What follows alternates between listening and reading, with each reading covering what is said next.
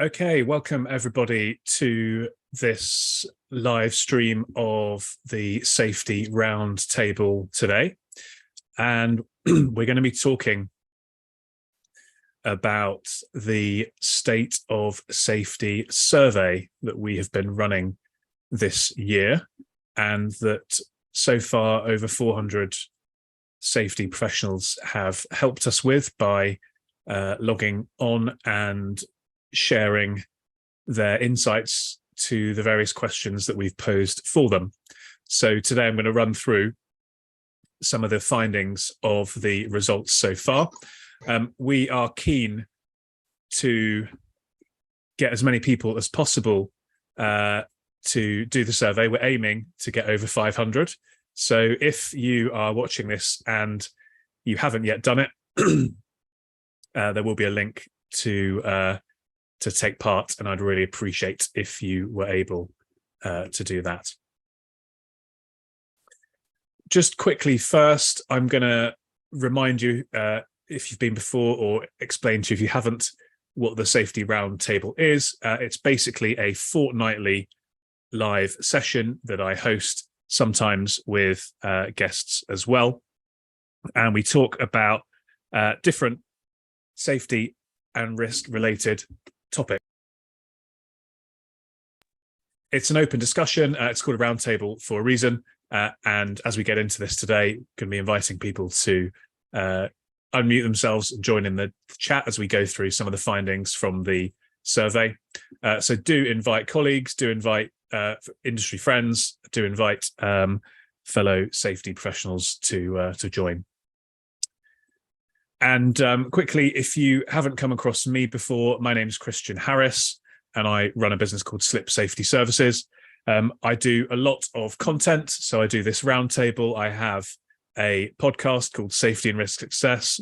I have a LinkedIn newsletter. I've just taken over running a LinkedIn group called Health and Safety Professionals UK as well.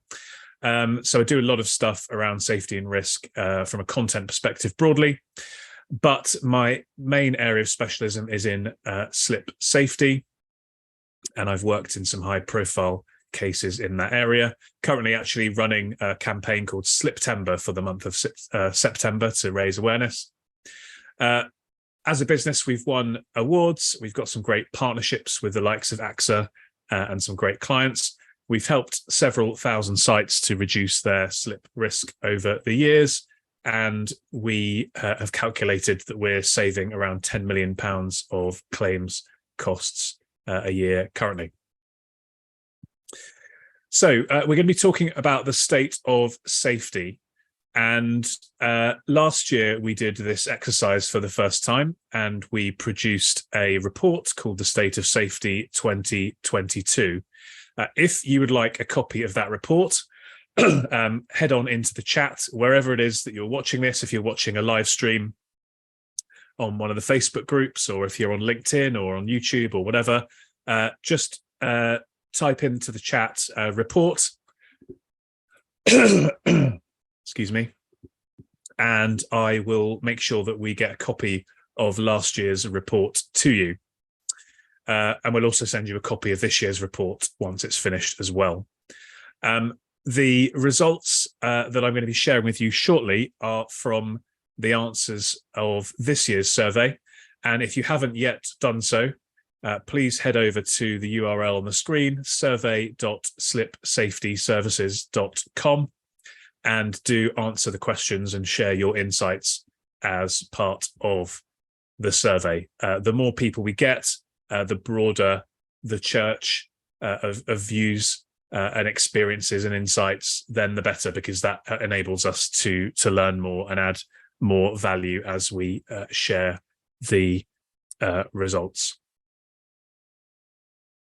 So let's get into some of the results then so far. And what I'd love to see is some engagement in the chat. So again, wherever you're watching this, if you agree with the statistics, if you're surprised with the statistics, if you disagree, give us your comments in the chat.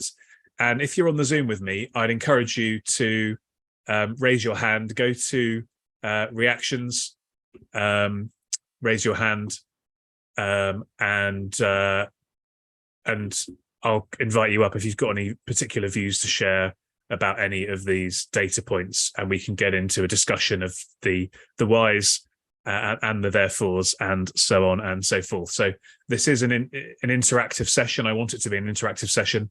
So get involved in the chat, and do, if you're on the Zoom, hop in and share your views as to the differences in opinions between these questions. So the first thing I thought, just to set the scene a little bit, is I'd share this question, which was really asking people which of these phrases resonated or resonates more with you. So is it, I want to make the world a safer place, or is it, I want to stop bad things happening? Because if you think about the role of a safety professional, obviously both of these things probably chime with you, and they're both kind of true. But it was interesting to see which resonated more. And it was great to see that 79% so far of the respondents have said that it's about making the world a safer place. So it's about the positivity of safety rather than the negative side of things. So if you've got any thoughts on that, then do let us know in the chat. Again, if you want to, if you're on the Zoom, if you want to go to reactions, raise hand. If you've got any thoughts about any of these points, then feel free to do that, and I'll invite you up and we can chat them through as well. I spoke recently on one of the safety roundtables with Jasper Steinhausen, and he, if you came along to that one or listened to it back on the podcast or watched it on YouTube, he talks about making sustainability profitable.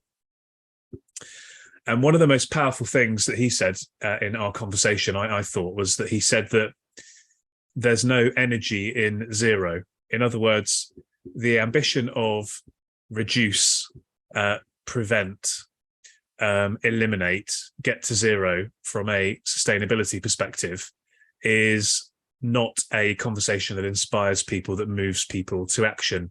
And it's much better. There's much more energy around the thinking about more of the positive side of that. And I think the same is true in safety. So it was pleasing to me to see that actually people are resonating more with making the world a safer place rather than stopping bad things from happening. And I think that positive message about the strong outcomes that we can help to drive through safety is something that we should be looking to keep up and keep pushing. Next thing I thought I would share, I'm just checking on. Next thing, how do I turn that off? I was just checking on Facebook to make sure that it was all working, and I had myself talking. Next thing I thought I'd share is interesting question about how satisfied are you with your career as a safety professional? And let us know in the chat, what's your number? So 10 is very, very satisfied, perfectly satisfied, 100% satisfied. 1 is very dissatisfied. Let us know in the chat what your number would be. And also, if you've got any thoughts about, well, are you surprised by the numbers on the screen?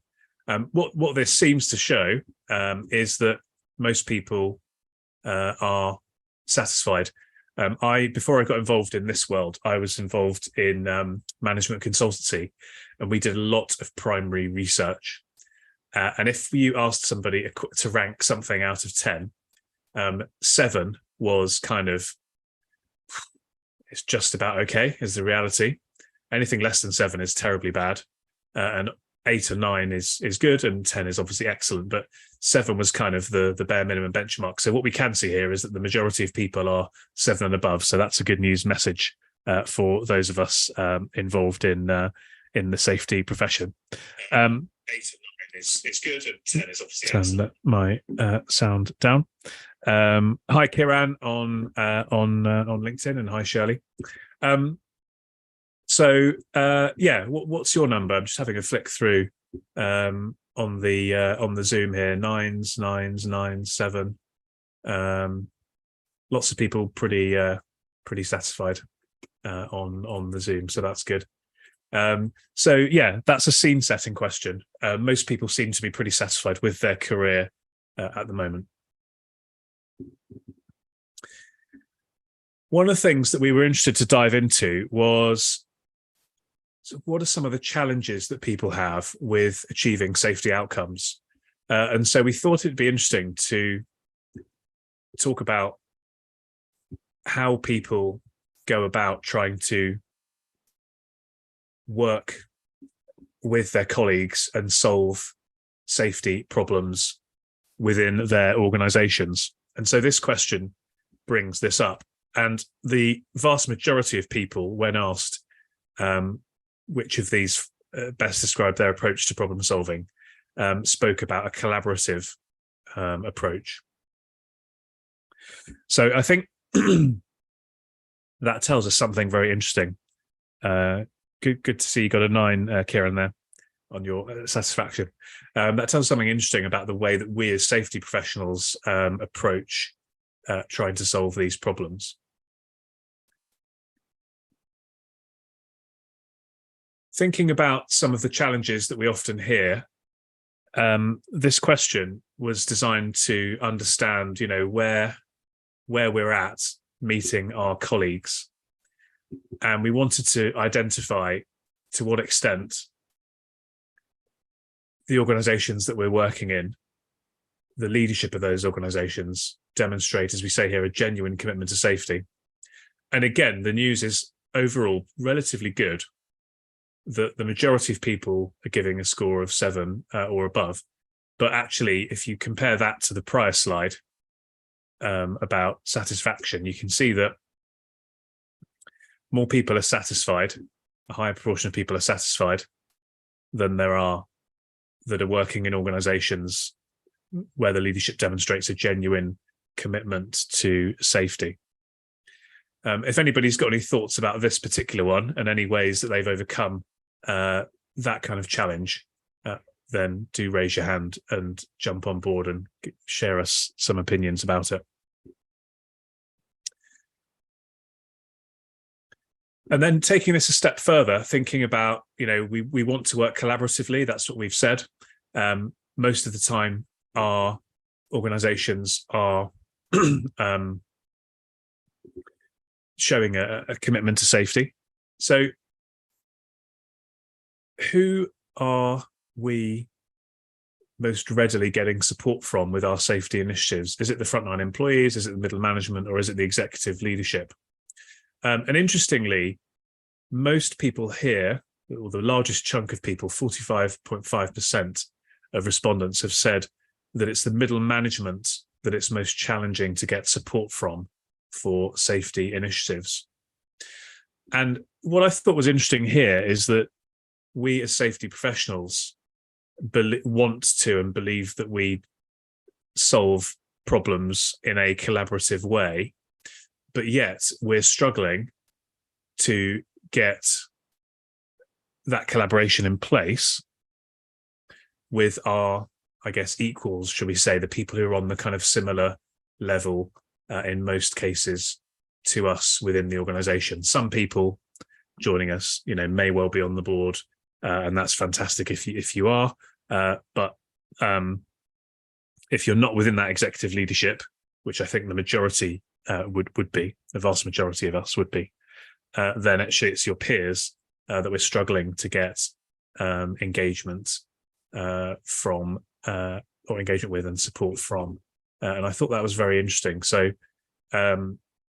we've got to think, therefore, about what we can do if we want to work collaboratively. How can we achieve that better?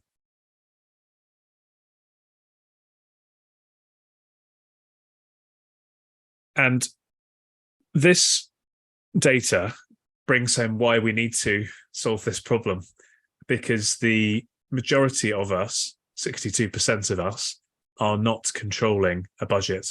And therefore, to get anything done, we actually need to be collaborating. We need to be getting the buy-in from, yes, the executive team, but also our fellow peers within the sort of middle management team, shall we say.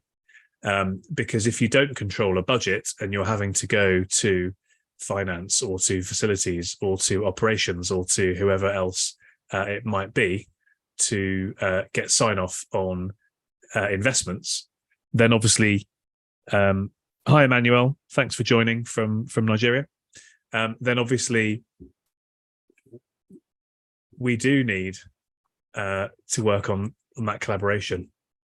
Ben, you've raised your hand. Do you want to come in and say something on this? Yeah, I just thought I'd come in because I know you've not had as much interactive as possible yet. But no, I mean, I work in consultancy, so I'm not a health and safety manager, but obviously I speak to a lot of middle management and employers as well. But predominantly, yeah, from the middle management side, you know, again, we're here as I suppose giving ideas and problem solving. And again, a lot of the times, yes, we can come up with great ideas, and even we have that collaboration with other middle management. And again, they sometimes, as you say, they come to us and say, you know, it's a great idea and it's something I'd like to implement, but it's the powers that be above me that may say no or yes, and then I have to go back to the drawing board and come up with an alternative idea that would meet their expectations. You know, and maybe again, I suppose finance don't see the benefit of whatever you're trying to implement. You know, if you say, right, okay, I've come up with an idea and it's going to cost X, Y, or Z, but they don't necessarily see the bigger picture and think, right, okay, what's against whatever the cost is, what is that going to do? So you have to come up with I suppose a formal strategy if you want to demonstrate that it's going to be cost effective for the business. Yeah, exactly. And I think that it again goes to that point that if we want to collaborate, but we're struggling to do that, that's what the data is showing us. And it could be, as you say, that you can get the middle management board and the powers above say no, and the finance team. But it just emphasizes this point that I've spoken about before on here, which is that these kind of influencing skills, these softer skills, are really, really important. And if we want to work collaboratively with people, then these softer skills are how we can achieve that, I would suggest. So I think one of the things off the back of this is probably there'll be a report done and we'll analyze the results in more detail and we'll put together some hypotheses and thoughts based on the results. And then it might be that we perhaps there's a workshop we should run about, some of these soft skills on influencing and things like that. There's all sorts we can do. But yeah, appreciate you hopping on, and anyone else wants to join and give some thoughts at any point, then feel free to do so.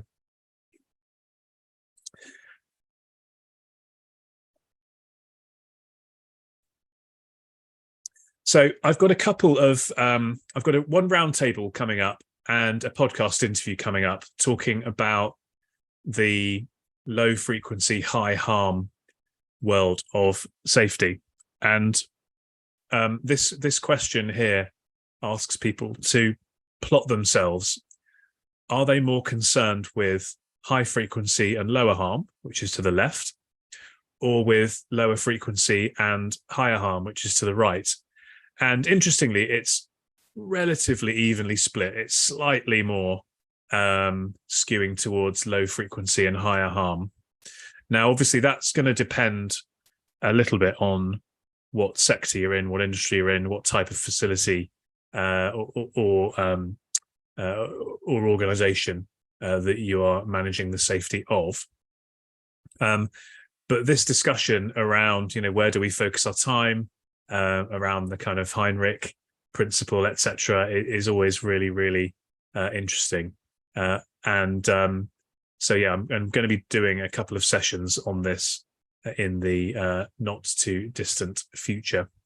For me, obviously, with what I do in the world of slips and falls, we're very much down towards the left. So it's high frequency and on average lower harm, although of course you do end up with higher harm incidents from slips as well. Every year we have about a dozen amputations in the UK after slips, and deaths and brain injuries and things like that. But the majority are down towards this left-hand side. where would you plot yourself if you haven't done the survey, or even if you have, just let us know in the chat, where would you plot yourself on this spectrum? If you're a 1, you're most concerned with, most worried about higher frequency and lower harm. If you are up to the right, you're more concerned about lower frequency and higher harm. And I can see actually Vince has joined in on the LinkedIn chat, and Vince is going to be doing a podcast with me about this subject as well, coming up soon. A few more things to share. This was probably the most overwhelming result of the data so far, which is about what are you concerned about in terms of the importance of accident prevention. So how important is it for you to establish a safety culture that emphasizes accident prevention? And well over 50%, I think it's 60 odd percent of people said that to them was a 10 out of 10. So we do want to be preventative, which I think is good news. Casting our minds ahead, this question here was asking people about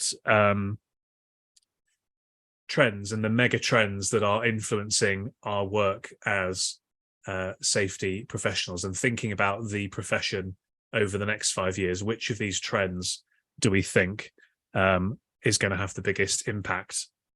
And the ones we asked about were mental health, technology advancements. I was going to say technological advancements, for example, AI, ESG, regulatory changes, and remote work.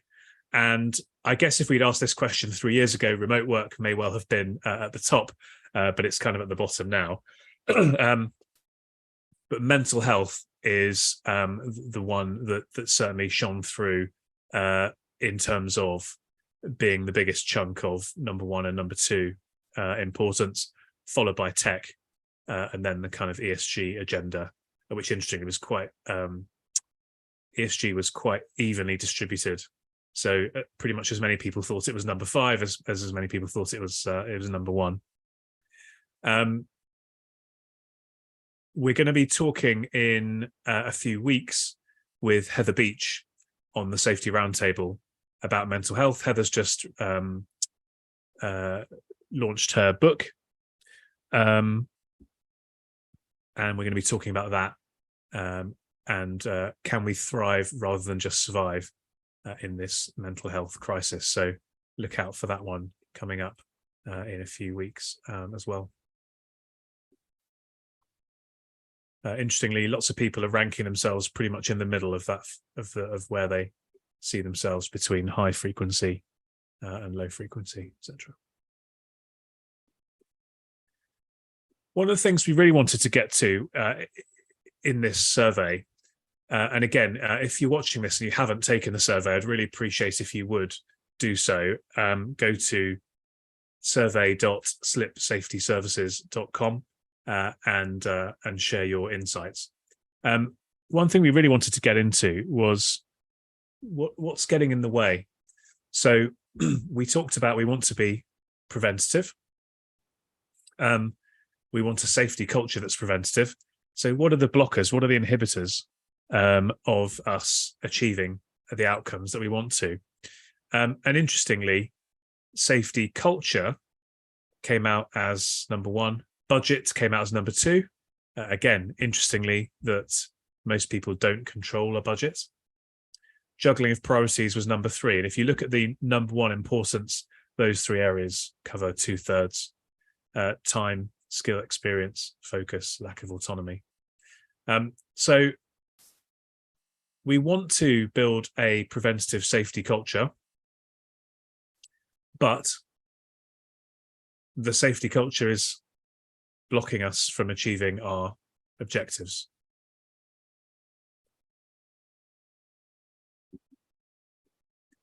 And so another insight from the data that is coming through for me is that we've got to start working a bit more again on what can we do to drive a better safety culture, what's within our control, how can we going back to the prior point, work collaboratively across the business to achieve those kinds of objectives. And the fact that we're not happy with safety culture was borne out in this question as well. So how close are you to achieving the safety culture you desire? Only 2% of people, William, no problem. Thanks very much for joining. See you later. Only 2% of people feel as if they've achieved the safety culture that they desire, and only 16% say we're almost there. So 8 out of 10 of us still have work to do. And most of us are saying we are on the way to getting it. But a quarter of us are saying we've still got a long way to go. Tim just asked in the chat about do people in the UK measure their safety culture and discuss it with the entire management team? I don't know if anybody's got any experience of this and they'd like to kind of come and share. But I interviewed recently Nathan Haidt from Safe 365 on the podcast, and they that's what they do. Or one of the things they do is they help people to measure and quantify their safety culture. So he shared a couple of really good case studies from Heathrow Airport and Amazon, and I know that Sainsbury's, or I believe that Sainsbury's, are using their system as well. So there is some measurement of safety culture that is going on. How common it is, how prevalent that is, I don't know. I suspect it's relatively low. I think quite often my own personal opinion is safety culture can be something of an excuse sometimes, as in, we can't do it because the safety culture isn't good enough. Well, we've got to work on that. We've got to do something. Don't just use that as an excuse. Mike, you've raised your hand. Do you want to come in? Yeah, just a quick one there. Just reflected when I was doing the survey that the lack of cooperation from middle management that we're getting is very closely to the answer I gave in terms of the problem with safety culture, because that culture comes from middle management. And so I saw those two as very closely linked in my mind, and I wondered if anyone else thought the same. That's an interesting insight. Has anybody got any thoughts on that they want to share?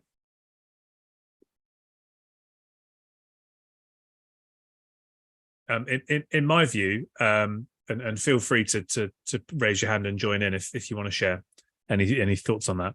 I'd say that you're right. I think that the culture in a business does come from the top, but the top is disconnected with what's actually going on.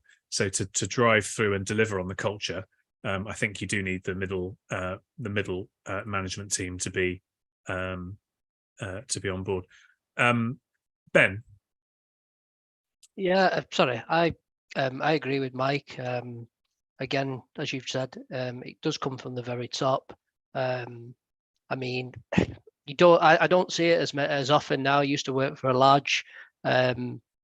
I used to work for a large manufacturer, food, and we had regular safety meetings and committees and stuff like that.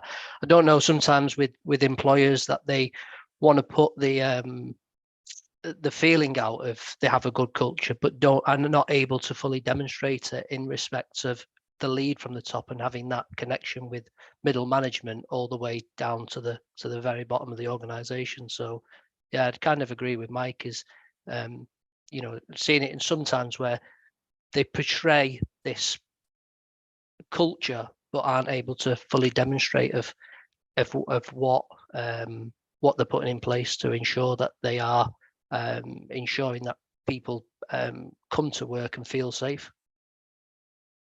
Yeah, my experience is that senior teams want to have a good culture and feel as if there maybe is a good culture, but often the fact that perhaps there isn't is being hidden from them in some way, or they're not necessarily seeing it for whatever reason. Tim, you asked this question about measuring safety culture. Do you want to Yeah. My background, and I've now retired, but my last job was actually in safety culture in the nuclear industry in Canada, and the biggest problem is first of all to make people understand what the culture is and where it comes from and how you change it. Measuring it isn't very easy either because it's done by questionnaires, and we all know how difficult questionnaires are to create, which are really realistic and powerful. But if the money doesn't measure something, then most organizations are not particularly interested. When money comes in, when insurance rates go up, for example, wildfires in Canada now, or in the US now particularly, are being measured by the amount of insurances that people are no longer able to get insurance for their houses if they live in places where there are wildfires.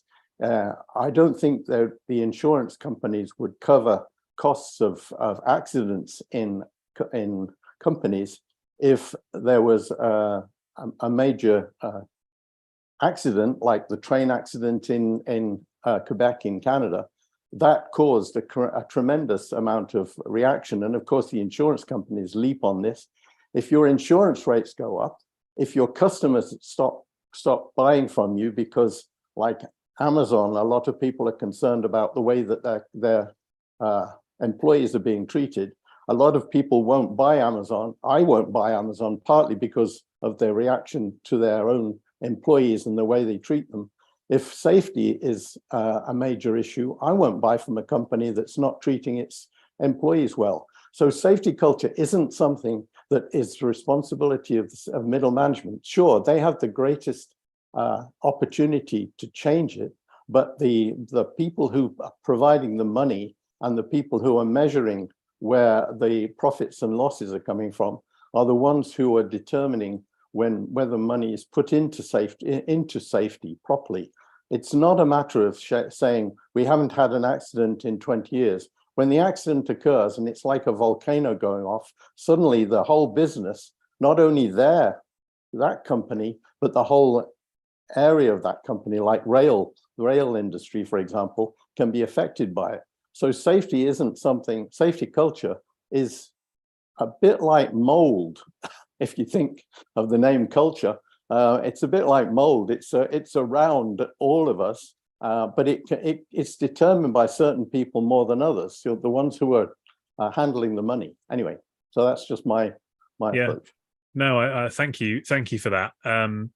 I'll give you a little example from my work, which was working with a pub and nightclub operator, and going and doing some site visits, and went to this place in Birmingham which was a nightclub, and GM, who had been there for years and knew her venue like the back of her hand. And she, over the years, had tried different things around slip and trip prevention. And she found for her, there was this kind of spill mat that worked really well. And for her, that sort of had a good impact on safety in her facility. But she'd been prevented from buying them because of budgets and P&Ls and all this stuff by some kind of regional manager or something like that. And yet, if you spoke to somebody at the top, they would say that people should be empowered to do this and that, and so on and so forth. So there is this disconnect quite often between finance, as you say, and what's happening on the shop floor and what effect that has on the culture of the business. Tim, just an example on LinkedIn, Janice, who often joins the Zoom but hasn't today for whatever reason. She said that as part of their listening tour, they've taken some safety elements from the NHS 15 Steps program, which focuses on patient experience, and they're going to use those to be probing safety culture. So there's another live example for you. Just a quick one. Just a quick one on that. One way to stop slipping in nightclubs is to put up signs saying, "Drink your beer, don't spill it." No, it's okay. Thanks. Why? Ben? No, just another one that I was thinking of as well. I know obviously Tim mentioned about again rates of accident rates, etc., and lowering them. I mean, another one that could come to that you could think of as well is, I know you mentioned before, mental health. I mean, even employers who I suppose not even looking at the mental health side, and I suppose turnover of staff could be an increased one. You know, again, people looking like, oh, so and so's leaving, but what's the reason? And again, that could be all due to, I don't know, mental fatigue or overworking of staff or anything like that. So that was another one that I was thinking is, rates of turnover. I mean, that could be another one of why. And the culture again. And Vince has made a good point on LinkedIn about, coming to work and being encouraged to get involved in sport, music, art, etc. And obviously, if things like that happen, there's a mental health benefit, which is a point that Vince was making, but there's also a culture benefit as well, right? So I think, this whole mental health safety culture thing does kind of align in many respects as well.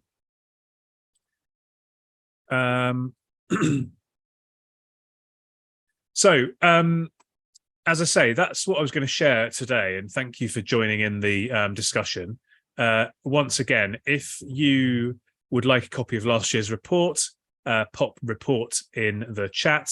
If you haven't already, please do go to survey.slipsafetyservices.com and take part in this year's survey. And the report for 2023, we're going to try and get to 500 plus people, just because it sounds good to say we've got 500 plus. We're well over 400 now, so we're well on our way, but any more would be beneficial. And the report will then be done, and perhaps we'll do another session like this and run through in a bit more detail from there as well. Just quickly before we wrap up, unless anybody else wanted to chime in with anything, the next safety roundtable is going to be in 2 weeks' time on the 4th of October, and we're going to be talking about neuroscience safety. So something a little bit different, a little bit innovative. Should be a really interesting session. So come along and learn about what neuroscience has got to do with safety with my guest Bjorn, and come and ask him some questions because he's the expert on this area. So thanks very much to everybody for joining today. I hope you found it useful. The replay of this will be available on YouTube, and you can see the replay on LinkedIn as well. Do take the survey, please. Would really appreciate that, and look forward to keeping this conversation going about the state of safety, what's going on, and what we can do to improve things as the days, weeks, and months continue. Thanks a lot, everybody. Hey, go on. Hi, Chris. I have got a comment to it. I was just typing away, but I think now's a good time to mention it. Go on, Richard. Talking a lot about questionnaires for measuring performance. I generally have a problem with questionnaires for pretty much everything these days, regardless of what it is, feedback on anything, because the one thing that's missing from all questions is the option for do not know or not applicable. Everybody's expecting a score to say something's either being done or it isn't. And there are times that you get asked questions and you genuinely don't know, or you've not been involved with a particular element. So then does a person score it as a low score, and then the business thinks it's worse than it is? Does it score it as a mid-range score, and then nobody really knows where progress is? Or does the individual score it at the high end, thinking they're being helpful to the company, but then in actual fact, the company is deluding itself into thinking it's much better than it really is? So I think we have to be careful with questionnaires. We have to be able to give people the option of, I don't know, it's not applicable, I've not had to engage with this particular element. I think in general with everything, as long as we're always expecting a response that says something's been done or something hasn't been done, we're being a bit disingenuous with what we're doing.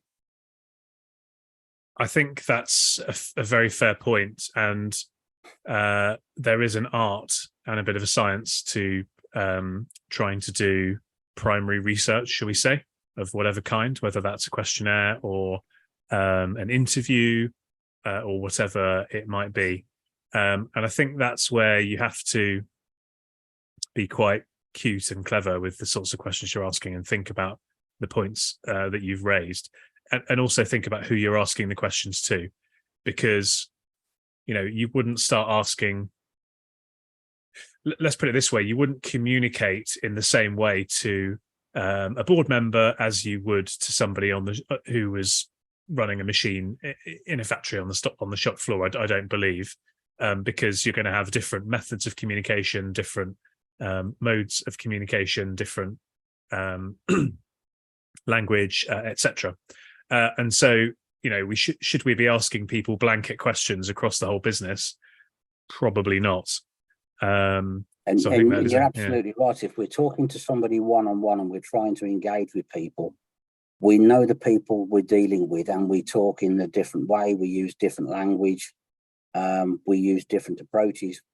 But once a questionnaire is put together, be it on anything standard such as SurveyMonkey, or put together in a standard sort of office type document, and expect people to just sort of use a pen and sort of tick boxes, etc., we then lose that option. We talk to everybody in the same way, and then the questionnaire is never actually pitched right for capturing the broad views across everybody.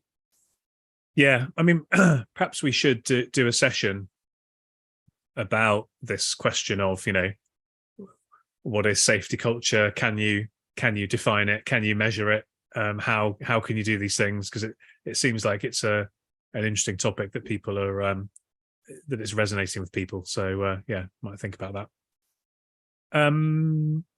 Debbie, you're showing as the next person with your hand up. How are you doing? Hello, not bad. Just when you thought you were going to wrap it up, we all started talking to you. I know. I've been sitting here waffling away for half an hour, and then all of a sudden everybody's I think maybe everybody must have started drinking a coffee at the start, and the caffeine has just kicked in. That's it. I think at some point there was the blanket questions. My biggest bugbear is when anyone takes on a project, obviously I'm asbestos related. When you get a project come in to work on a pre-2000 building or any building, the first question when you go back with the, can you send me floor plans? What is it you want? What are you after? From my mind, they just need one sentence in there that says, is this building pre-2000? If yes, can you send me your asbestos register? If no, do you need some help with this?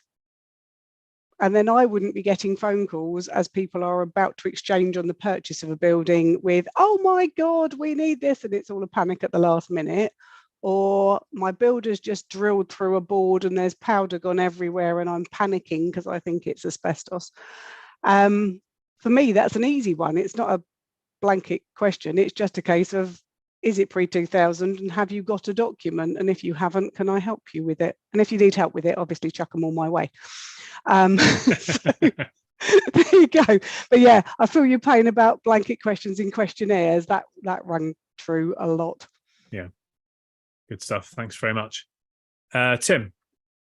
Yeah, I got a question. I mean, a statement here. I did actually teach a questionnaire design as part of a course on methods for collecting information from people. And one of the things that appalls me, particularly in the last year, has been the number of questionnaires that contain questions that don't have, as I think Robert, was it who said? Anyway, said about Richard, yeah. Richard, that's it. Sorry, I knew it began with R. Richard, all right. One thing you can do, for example, is to take a course on questionnaire design, because people they seem to think questionnaires are easy to design. They're very difficult to design. And I think as the mention is that there should be an additional question that says neither of the above and fill something in, or even I don't agree that the question is asked in the right way, because sometimes I can't tell whether I should be answering to the right-hand side or the left-hand side, because it's the question that's confusing. The other thing is you can do a number of tests before you issue the questionnaire with people take it to your grandmother, say, can you answer this questionnaire? It's amazing how many people you can find who have different answers to what you think. It takes a long time to design a really good questionnaire, and particularly one that you're going to take for some kind of scientific purposes. I think we could have a discussion about questionnaire design sometime. I can contribute something to that, but I think it is a very important topic, because nowadays a lot of people are asking questionnaires through SurveyMonkey, but I don't think SurveyMonkey really does a good job at helping people to design better questionnaires. Why do we all get asked what sex or gender we are, or what age we are? Because most of us know that, so they ask us that at the beginning, and then they hope you're going to get good at answering the questions after that. They don't really need to know how old you are. Most of the time, it's completely irrelevant, I hope, at my age. Anyway, I'll leave you because I realize time is going quickly, but thanks for the comment. No, thank you. Andy, did you want to come in and say and share something? But basically, my experience has been such that safety culture can vary right across university departments. Some take it a lot more seriously, while others like to preserve the integrity of their postgraduates.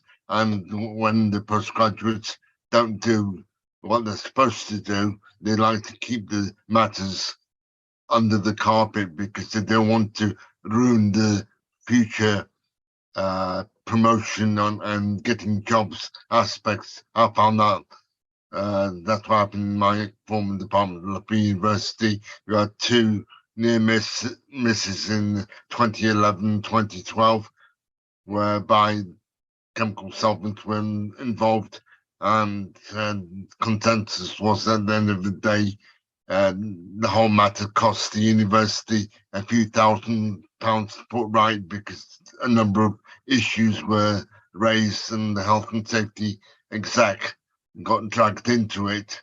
So it can vary from one department to another, and also on the mindsets of people leading those departments, if they're wanting to preserve the integrity of the postgrads and ahead of safety culture. Well, that's not a great state of affairs, but what can you do? Yeah, another good example where, I chatted earlier today. I did a podcast interview which will be coming out soon on the podcast, with a guy who, Justin, who has done both enforcement work as an EHO and health and safety consultancy, and is now a health and safety manager. We were talking about a specific case that he prosecuted, where he just said, they put profit above safety, and therefore they wanted to throw the book at them. And what you've shared there, Andy, is it's not on the same scale as this particular case, but it's an example of, there's a misalignment, isn't there, sometimes between what I think the thing is, right, I say this a lot to people, and I'm guilty of this, I think we all are. We judge other people based on what they do, and we judge ourselves based on our intentions. And so if we're running a business and we're the executive board, we intend to have a good culture of safety, and we intend to prioritize safety and so on. But do we actually judge ourselves based on have we done it or not? Whereas if you were coming in as a third party to another organization, or you were looking at one of your competitors and analyzing them, you wouldn't be judging them based on what they intended to do. You'd be judging them based on what have they actually done. So I think there is a big discrepancy there. It's not an easy problem to solve, but it's a problem that we, with that collaborative way of working that we spoke about, we should do our best to try and solve, I guess. Good stuff. Well, look, thank you everybody for joining. Really good session as always. Thanks for having the coffee hit and joining in the discussion a bit later on. Appreciate it. Do take the survey, and look out for that report coming out. And everybody that's commented report, I'll get this year's report over to you when it's ready, and I'll get last year's report over to you as well. Have a good rest of the week, everybody, and see you again soon for another session at the Safety Roundtable. Thanks a lot.